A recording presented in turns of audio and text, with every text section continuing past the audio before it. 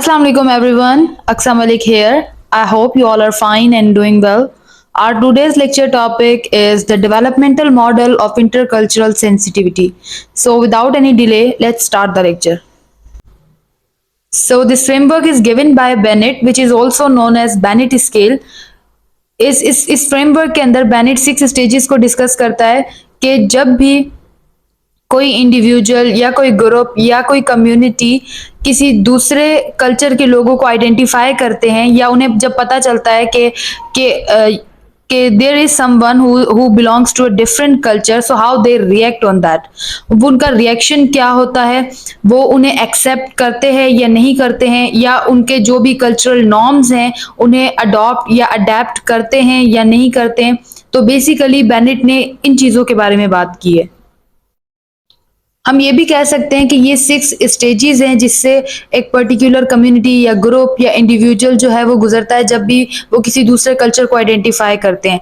या हम ये भी कह सकते हैं कि इन स्टेजेस में से कोई सा भी एक स्टेज है जो एक पर्टिकुलर लोग जो है वो फेस करते हैं, उसके बाद वो कभी भी किसी दूसरे स्टेज तक पहुंचते ही नहीं है।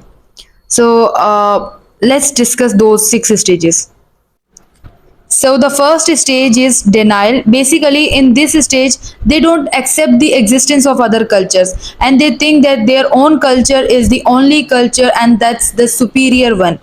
Right? I would say that they overemphasize on similarities. वो जितनी भी cultures के बीच जो similarities हैं उन पर ज़्यादा focus करते हैं and they simplify the complex phenomena. I would say they generalize each and everything and then they say or they apply universal labels to each and everything, right? Like for suppose if you talk to them about Eid and then Holi and then Diwali, so for suppose if in their culture they celebrate Christmas, so they will say that there is no such great difference in these all things, right?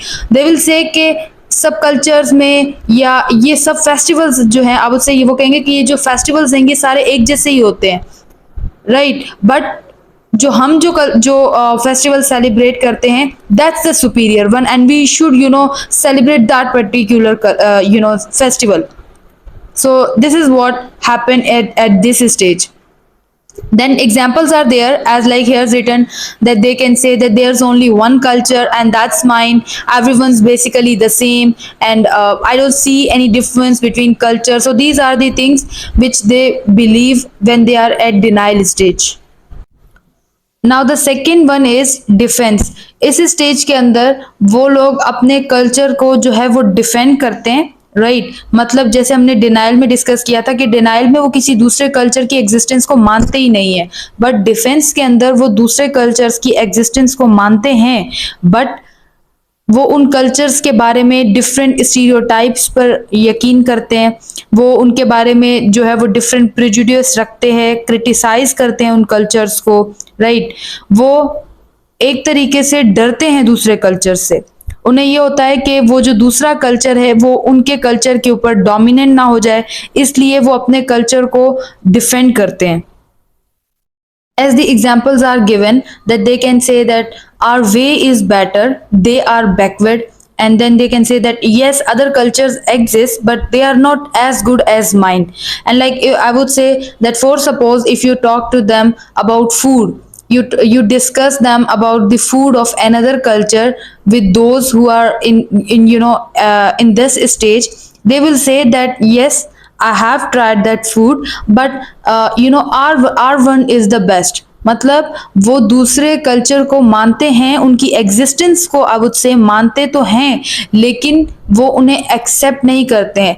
They think कि वो जो दूसरे culture हैं वो हमसे ज़्यादा अच्छे नहीं हैं, we are the superior one, and then वो दूसरे जो कल्चर्स हैं उन्हें आई वुड से क्रिटिसाइज करते हैं, राइट? रिजेक्ट करते हैं उन्हें क्रिटिसाइज करते हैं, उनके बारे में डिफरेंट स्टीरियोटाइप्स पर बिलीव करते हैं.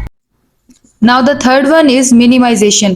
इस स्टेज में लोग कल्चरल डिफरेंसेस को मानते तो हैं, दूसरे कल्चर्स को एक्सेप्ट भी करते हैं, और ये जो स्टेज है वो डिनाइल डिफेंस से थोड़ा सा आगे तक का स्टेज है, बट स्टिल इस स्टेज में भी वो किसी दूसरे कल्चर को अप्रिशिएट नहीं करते हैं, वो किसी दूसरे कल्चर को अडेप्ट या अडॉप्ट नहीं करते हैं, right. They don't practice other cultures. इस स्टेज के अंदर वो कॉमनैलिटीज पर, यूनिवर्सल ह्यूमन एक्सपीरियंसेस पर बिलीव करते हैं और वो ये समझते हैं कि दूसरे कल्चर एग्जिस्ट करते हैं बट उससे फर्क नहीं पड़ता, like they don't care about the differences. As here's written that we are all human beings, culture doesn't make a difference. And then here's written that I don't see color, race, culture, we are all equal, right?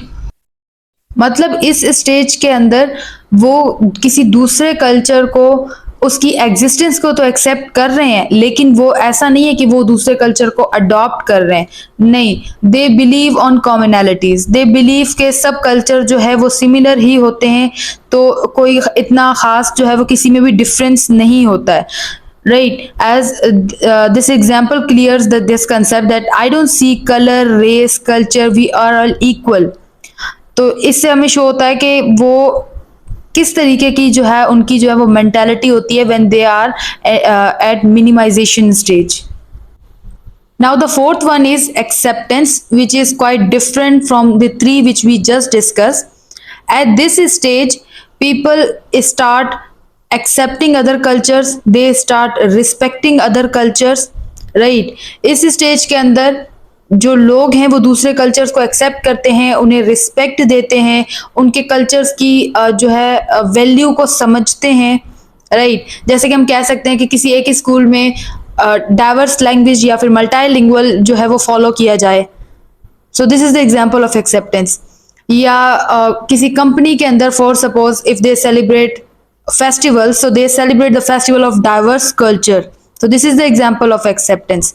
इस stage के अंदर जो लोग हैं वो पहले तीन stages की तरह ना ही तो डिनाई करते हैं एग्जिस्टेड कल्चर से, ना ही जो है उनके माइंड में कोई स्टीरियोटाइप्स होते हैं, ना ही वो उन्हें क्रिटिसाइज करते हैं, बट विद इन दैट वो किसी दूसरे कल्चर को अडॉप्ट भी नहीं करते हैं, राइट। मतलब ये इस स्टेज के अंदर वो किसी दूसरे कल्चर को अडॉप्ट तो नहीं कर रहे हैं, लेकिन वो उनके कल्चर की वैल्यू कर रहे हैं, मतलब वो उन्हें रिस्पेक्ट दे रहे हैं, ठीक है। जब वो अपने कल्चर के जो फेस्टिवल्स हैं उन्हें सेलिब्रेट करते हैं तो वो सोचते हैं दूसरों के कल्चर के जो फेस्टिवल्स हैं हमें उन्हें भी सेलिब्रेट करना चाहिए, या हमें दूसरों की जो लैंग्वेज है उन्हें जो है वो उस लैंग्वेज के अंदर जो है वो टीचिंग जो है वो प्रोवाइड करनी चाहिए, या जो भी इंस्ट्रक्शन है वो मल्टीलिंगुअल होनी चाहिए। सो this is what acceptance is. Now the fifth one is adaptation. इसमें क्या होता है कि जो लोग हैं वो डिफरेंट कल्चरल पर्सपेक्टिव को जो है वो एक्सेप्ट भी करते हैं और उन्हें अडेप्ट भी करते हैं, लाइक डिफरेंट कल्चर्स के जो डिफरेंट नॉर्म्स हैं वो उन्हें कंटेक्स्ट टू कंटेक्स्ट जो है वो यूज करते हैं, राइट। हम कह सकते हैं कि जो अडेप्टेशन है वो कॉन्शियस एफर्ट्स होती हैं। आप कॉन्शियसली किसी दूसरे कल्चर के जो भी नॉर्म्स हैं, वैल्यूज हैं, उन्हें जो है वो यूज करते हैं, या फॉर सपोज उनकी जो लैंग्वेज है उसे यूज करते हैं। अगर आपको एक क्लाइंट के साथ बात करनी है तो आप उस क्लाइंट की लैंग्वेज में और उसके कल्चर को फॉलो करते हुए, उसके एथिक्स को फॉलो करते हुए आप बात कर सकते हैं, राइट। मतलब you have the competence of other cultures but you use that competence whenever it is needed. Now the sixth and last one is integration. We can say that it's an unconscious efforts while using or while practicing a culture or a language, right?